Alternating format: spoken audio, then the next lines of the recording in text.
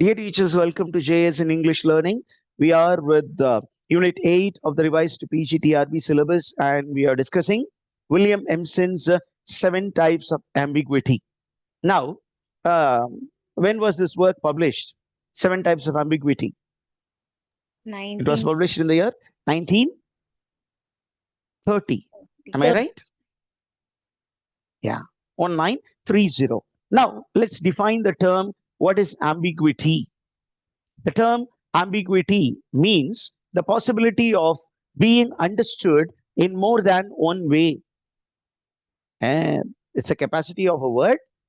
Okay, there is a nature of the word, and there is a possibility of that word being understood in more than one way. That is called ambiguity. There is a possibility of certain words that we use in speech or in writing, which has the possibility of being understood in more than one way. This is called ambiguity. Okay, and what is the contribution of Empson? Empson, being a British literary critic, he brought a fresh perspective to the analysis of literary text through the exploration of ambiguity in language. Languageல ambiguities அப்படிங்கிறது இருந்தது. அந்த linguistic ambiguities explore பண்றது மூலியமா there is a possibility of bringing a new type of analysis of the literary text அப்படின்னு கண்டுபிடிச்ச ஒரு பெரிய writer தான் William Empson, and he belongs to a school called New Criticism. Okay, and now what is New Criticism? What is the central thesis of New Criticism, or the central thesis of 7 types of ambiguity? என்ன அப்படின்னு கேட்டீங்கன்னா, okay, normally ambiguity, linguistic ambiguity is seen as something negative by critics. Linguistic ambiguity என்னன்னு critics பார்த்தாங்க. They saw it as a negative element, but this particular critic, Sir William Empson, saw linguistic ambiguity as a potent tool, as a potential tool for enriching the text. Ambiguity எல்லாரும் நெகட்டிவா பார்த்தாங்க, அந்த டெக்ஸ்ட்ல இருக்கக்கூடிய ஒரு ஃப்ளா அப்படின்னு பார்த்த காலகட்டத்துல இந்த critic Sir William Empson என்ன பண்ணார்னா, he saw linguistic ambiguity as an efficient tool, as a potential tool for enriching the meaning of a text. According to Empson, it is the ambiguity which allows multiple interpretation. What allows multiple interpretation of a text?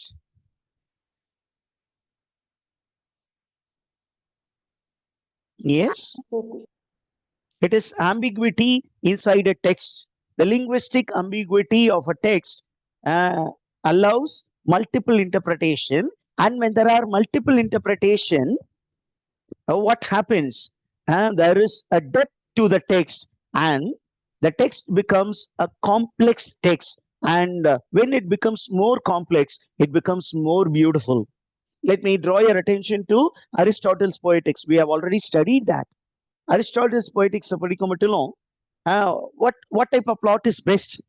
There are 2 types of plot. One is simple plot, the other one is complex plot. அந்த ரெண்டு பிளாட்ல எது பெஸ்ட்னு சொன்னாரு?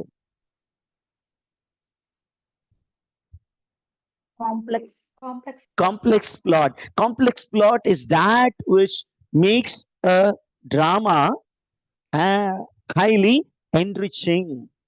It makes it a great spectacle for the audience அப்படின்னு அவர் சொன்னாரு. அதே விஷயம் தான், ambiguities make a text very great அப்படின்னு எம்சன் சொல்லி இருக்கிறாரு. ஓகே, நவ் ரொம்ப முக்கியமானது என்ன அப்படின்னு கேட்டீங்கன்னா, Empson exploration begin with the simplest forms of ambiguity and progresses to more complex and layered types. Each type unveil a new avenue for understanding how language functions in literature. அவர் தொடங்கும்போது the first type அப்படிங்கிறது ரொம்ப சிம்பிளா இருக்கும். போக போக he makes he identifies the complex forms of ambiguities. By identifying complex form, what is William Emerson telling?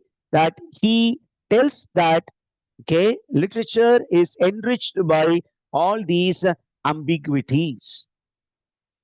And then he tells it is very important for the reader to engage with the linguistic ambiguities inside a text. Okay, அப்படின்னு அவர் ரொம்ப தெளிவா சொல்றார். Are you there with me, teachers? Now we are moving on to the first type.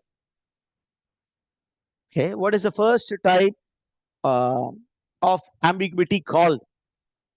The first type of ambiguity is simply called simple metaphor and double meaning in literature. Okay. What is the first type of ambiguity? Simple metaphor and a double meaning in literature. Yeah, simple metaphor or double meaning in literature. For example, take this an example. Okay, the example is, yeah, Shivaji was a lion in the battle.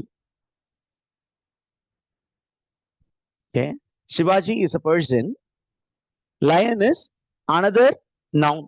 Shivaji ஒரு noun, lion ஒரு noun.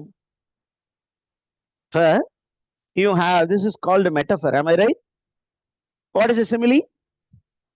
It uses visible comparative devices. Let me give you an example of simile. Shivaji fought like a lion in the battle.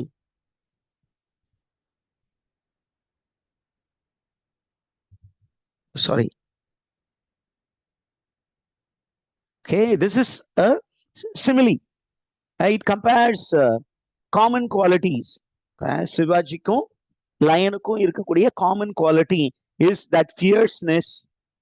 Lion is fierce in when it meets an enemy.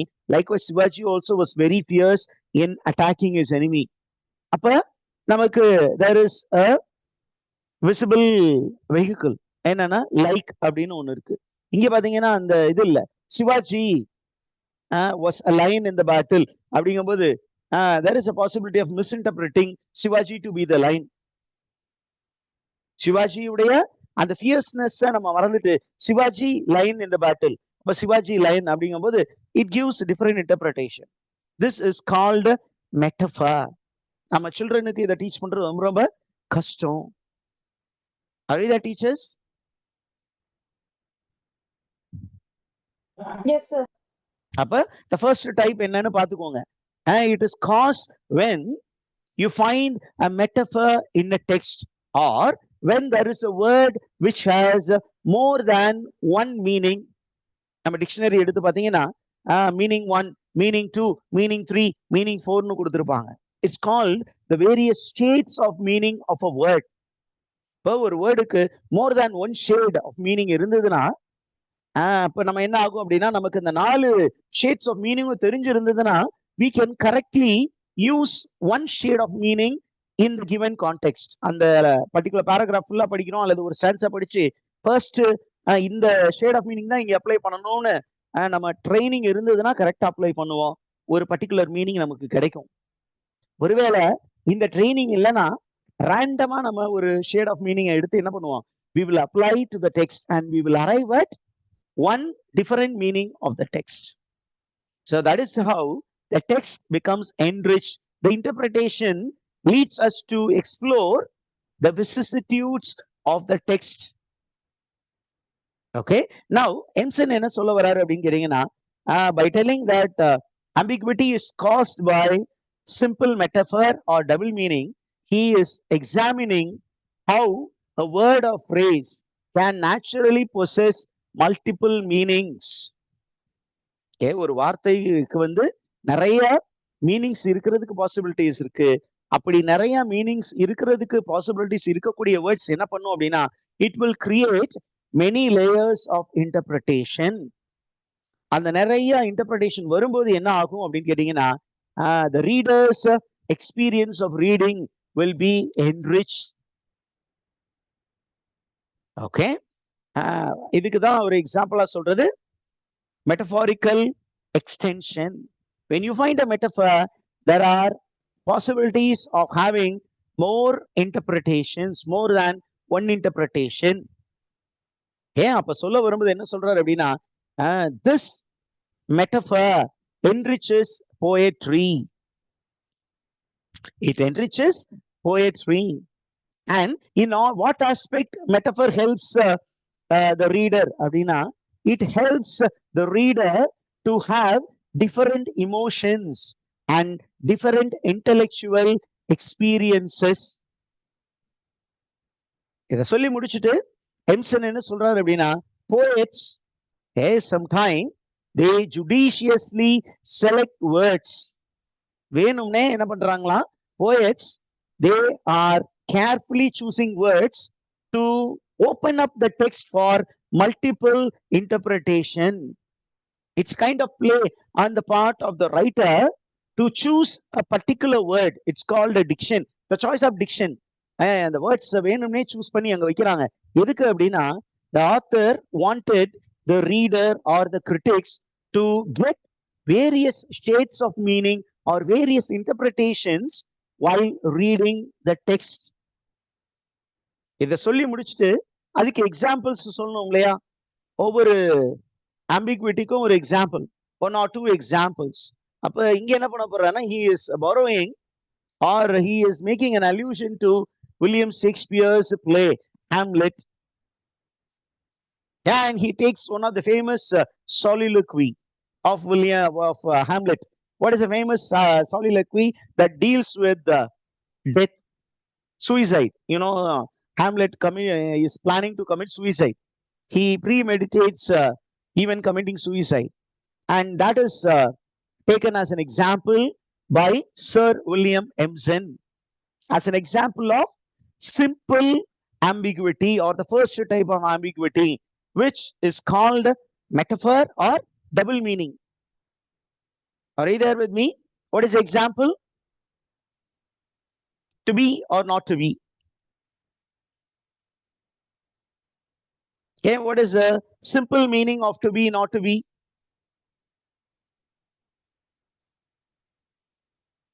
This one or that one. To be அப்படின்னா be na exist. To be here or not to be here. Hamlet, where was Hamlet from? Hamlet is the prince of Denmark. But when his father died, when senior Hamlet died, where was junior Hamlet, the hero? And the play உடைய background பார்க்கணும். He was there in Germany, in Wittenberg University. He was a scholar there. He was educating himself. அப்போ அவருக்கு அந்த ஒரு news கிடைக்குது, என்ன your father had passed away அப்படின்னு சொன்னோன்னே பதறி அடிச்சு அவர் அங்க இருந்து ஷிப்பை பிடிச்சி இங்க வர்றாரு. வந்ததுக்கு அப்புறம் அவருக்கு வந்தோடனே there is a shock which awaits him. What is the shock that awaited junior Hamlet? Mother remarried. Mother remarried his own uncle, her own brother-in-law, that is Claudius. இதே நேரத்துல the friends of Hamlet, okay, Horatio is a very close friend. அவருக்கு கொஞ்சம் soldier friends இருக்காங்க. They come telling Horatio that they happen to see the ghost of King Hamlet. அப்ப he is very sad, and the ghost வந்து is very sad ன்னு சொல்றாங்க. அந்த information வந்து ஹாம்லெட்டுக்கு வருது, and Hamlet goes to meet the ghost of his father, and the ghost of his father tells him that he did not die naturally. It was a pre-planned murder. இப்ப இந்த information சொல்லிட்டு how did I die அப்படின்னா poison, snake's poison is poured into my ear and I died. And who is a murderer அப்படின்னா your uncle Claudius is a murderer. I want you to take revenge on your uncle. I want you to eliminate him. அதான் first request. அது கூட பத்தாதுன்னு இன்னொன்னு சொல்றாங்க, your mother married your uncle before the mourning period, so I want you to take revenge on your mother, kill your mother அப்படின்னோன்னு இவனுக்கு அப்படியே தூக்கி வரி போடுது, because he suffers from Oedipus complex. இப்ப அந்த ஒரு சீக்வன்ஸ்ல தான் அவர் என்ன பண்றாரு, to be or not to be, இங்க இருக்கவா இல்ல திருப்பி இந்த நாட்டை விட்டு ஓடிடவா, அது one way of interpreting the statement. Okay. My enemies are stronger than me. When they kill my father, it is very easy for them to murder me. Should I be here or should I run away? Or should I take the sword and should I kill them? அப்படியும் interpretation போகுது. இன்னொன்னு, நான் இருக்கவா இல்ல சாவவா, இந்த மாதிரி சின்ன வயசுல எனக்கு இந்த வேதனையெல்லாம் தேவையா அப்படின்னு பாருங்க, இப்பயே ஒரு 3 இன்டர்பிரேஷன் வந்துருக்கு. Did you understand that text? The example?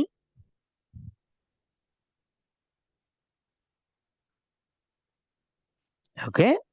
So, what does this particular statement say about Hamlet's condition? அப்படின்னா, Hamlet is not able to act. At the same time, he is under pressure. அவனால அவங்க அப்பா கேட்ட ஒரு விஷயம் fulfil பண்ண முடியல. கிளாடியஸை கொண்டிருப்பான். ஆனா அதுக்கும் அவனுக்கு ப்ராப்ளம் இருக்கு. என்ன ப்ராப்ளம் அப்படின்னா, he is a Catholic.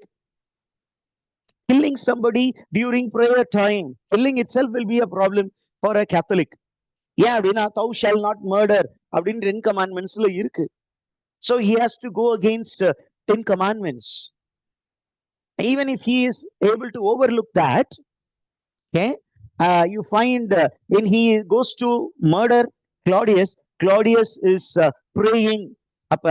If I'm going to kill this man during prayer time, there is a possibility that God may show mercy on this man because he is praying. He will go straight into heaven. I don't want Claudius to go to heaven. He should go to hell. அதனால I should not murder now அப்படின்னு தள்ளி போடுறான். So அவனுக்கு பண்ணலாமா வேணாமா அப்படின்னு ஒரு டிலம்மா இருக்கு. அதே நேரத்துல he cannot kill his mother because he is very much attached with his mother and he is a philosopher. So he starts doubting the ghost. அதே நேரத்துல the ghost does not stop visiting. It comes again and tells Hamlet, I told you to take revenge on your uncle and mother. Why have you not fulfilled? So he is under pressure. He starts doubting the ghost. The text becomes very dense, and a teacher or a reader can reach many different angles of interpretation because of this one statement. This statement has more than one meaning. Did you understand that, teachers? Yes, sir. Now he gives the second example for the first type of ambiguity. What is the second example? அப்படின்னு கேட்டீங்கன்னா, he draws attention to Robert Frost's poem, The Road Not Taken. The Road Not Taken. நீங்க உள்ள எல்லாம் போகாதீங்க. Just look into the title. Look at the title itself, Road Not Taken. If you take that title and do an analysis, the title itself is very ambiguous. The title itself is very ambiguous. And the poem உள்ள படிச்சீங்கன்னா தான் two roads diverge in a yellow wood and sorry I could not take both அப்படின்னு வரும். 2 road இருக்கும், ஒரு road போகும், and there is a bifurcation அப்படிங்கிறதெல்லாம் உள்ள போனாதான் தெரியும். ஆனா வெறும் டைட்டில் மட்டும் பாத்தீங்கன்னா The Road Not Taken. சில நேரத்துல ஸ்டூடெண்ட்ஸ் என்ன பண்ணுவாங்கன்னா, they don't go into the poem with the title alone, they will write an essay by themselves, and அது வந்து sometime it becomes a very great eye opener for the examiner. அவங்க பார்ப்பாங்க, என்னடா இப்படி படிக்காமலே அந்த டைட்டில வச்சே இவ்வளவு தூரம் அழகா எழுதியிருக்கானே, லாங்குவேஜ் நல்லா இருக்கு, சரி ஒரு அளவுக்கு மார்க் கொடுங்க அப்படின்னு கொடுப்பாங்க. The Road Not Taken. And when you take the title alone, which means there was a road which was not taken by anybody, or there was a road which the traveler did not take அப்படின்னு அங்கேயே 2 interpretation வருது. வருதா இல்லையா teachers? அதுக்கப்புறம் என்ன பண்ணுவாங்க, ஒரு சில பேர் வாசிக்கிறவங்க The Road Not Taken அப்படின்னு எடுத்தோன்னா it must be a very dangerous road. ஆனா அந்த போயத்துல பாத்தீங்கன்னா டேஞ்சரை பத்தியா பேசுறாங்க. There are dangers in going and ending up in the wrong road. But if you go, you will reach a place which was not explored by others. அப்படின்னு ஒரு விஷயம் இருக்கு. Okay, அதே நேரத்தில் இந்த போயம்ல பாத்தீங்கன்னா the author is regretting over the path that is not chosen. He says that there was an opportunity which was lying. If we fail to choose that path, we may lose something exciting, something adventurous, something worthwhile அப்படின்னு அங்க சொல்லி இருக்கிறாரு. அப்ப the choice of the word by Robert Frost, what does it do? It invites a reader to ponder over the multiple potential meaning, okay, which opens up a chance for personal reflection. ஒரு reader அவர் என்ன பண்றாங்க, ஒரு angle அந்த போயத்தை ஒரு meaning, ஒரு shade of மீனிங்கை வச்சு ஒரு மீனிங்கை explore பண்ணுவான். இன்னொரு ரீடர் வேற மாதிரி இந்த மீனிங்கை வேற ஒரு மீனிங்கை பிடிச்சி வேற மாதிரி இன்டர்பிரேட் பண்ணுவான். So the text becomes very rich. அப்ப நம்ம ஆள் என்ன சொல்றாரு அப்படின்னா, அப்ப does this ambiguity happen by accident அப்படின்னு ஒரு கொஸ்டின் வரும். இப்ப இவர் சொல்றாரு, no, simple ambiguities are not accidentals. They are deliberately crafted by authors in order to invite the readers to interact with the author and bring out rich interpretations of the text. அதே நேரத்துல the reading becomes a very important activity. What is reading அப்படிங்கும்போது gene பால் சார்த்ரு ஒரு அழகான ஒரு book எழுதியிருக்காரு, why read, why write. அப்ப reading is integral for a text to become signified. meaning அப்படிங்கிறது வரணும் அப்படின்னா அது ரைட்டரால மட்டும் இல்ல, ஒரு ரீடிங் ஒரு ரீடராலையும் meaning will become signified. So it is a collaborative endeavor between the writer and the reader. Did you understand that, teachers? Yes, sir. According to William Empson, the multiplicity of interpretation will lead to what? It will lead to a deeper understanding of the meaning and the themes of the text. It will lead to the deeper understanding of the meaning and interpretation of the text. Okay, அதே நேரத்துல when an author chooses a word which has more than one meaning, what is the author trying to do? What is the poet trying to do? அப்படின்னா, he is trying to stimulate the readers to actively engage with the text and investigate the possible meanings. And the meaning, the process of getting meaning is highly subjective. There is no objective meaning. It's a subjective meaning for an individual reader. அப்ப in the process of reading, what happens அப்படின்னு கேட்டீங்கன்னா, the reader becomes an enriched being, and reading becomes a dynamic process. It's a enriching process. It's a transforming process. அதை வாசிக்க தொடங்கும் பொழுது அவர் அந்த அளவுக்கு எம்பவர்டா இருந்திருக்க மாட்டாரு. ஆனா ஒரு போயம அவர் வாசிச்சு முடிக்கும் போது he becomes empowered. Did you understand the, teachers? Yes, sir.